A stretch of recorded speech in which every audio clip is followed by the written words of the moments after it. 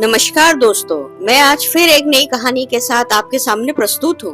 पुराने जमाने की यह कहानी बहुत ही दिलचस्प और बड़ी सीख देने वाली है।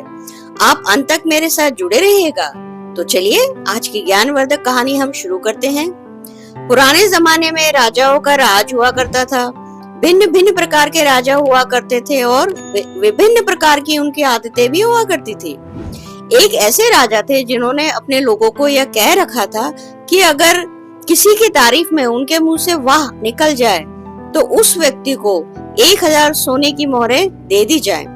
हालांकि राजा इतनी आसानी से किसी की बातों से कम ही प्रभावित होता था, इसलिए उसके आदमियों को कभी किसी को सोने की मोहरें देने की नौबत नहीं आई।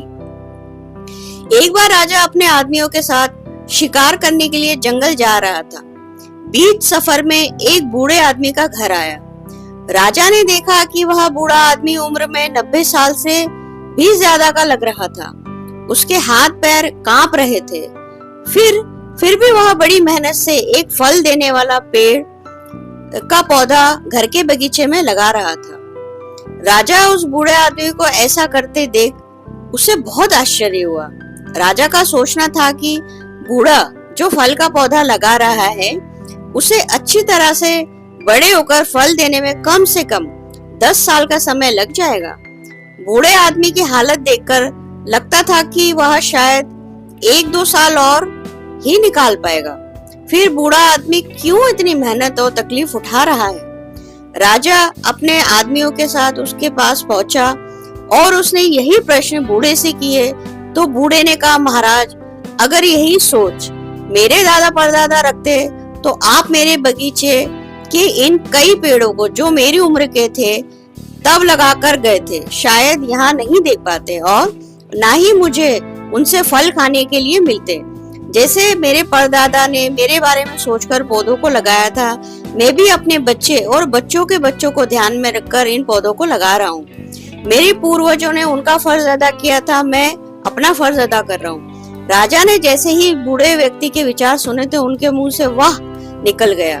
राजा के आदमियों ने राजा के मुंह से वाह सुनते ही उस बूढ़े आदमी को 1000 सोने की मोहरें थैली को इनाम के रूप में दे दी।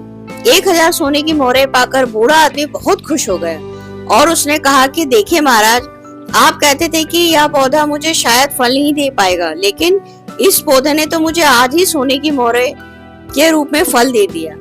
बूढ़े आदमी की सकारात्मक विचारों से प्रभावित होकर राजा ने फिर 2 बार वाह वाह बोला।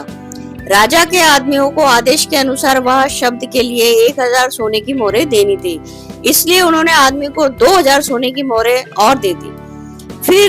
फिर से इतनी सारी सोने की मोहरें पाकर बूढ़े आदमी ने कहा कि महाराज, मैंने तो सुना था कि कुछ राजा दयालु और बड़े दिल वाले होते हैं, लेकिन मेरी इतनी उम्र हो गई फिर भी कभी नहीं देखा था, लेकिन आज पहली बार आपको देखा तो उस बात पर विश्वास हो गया।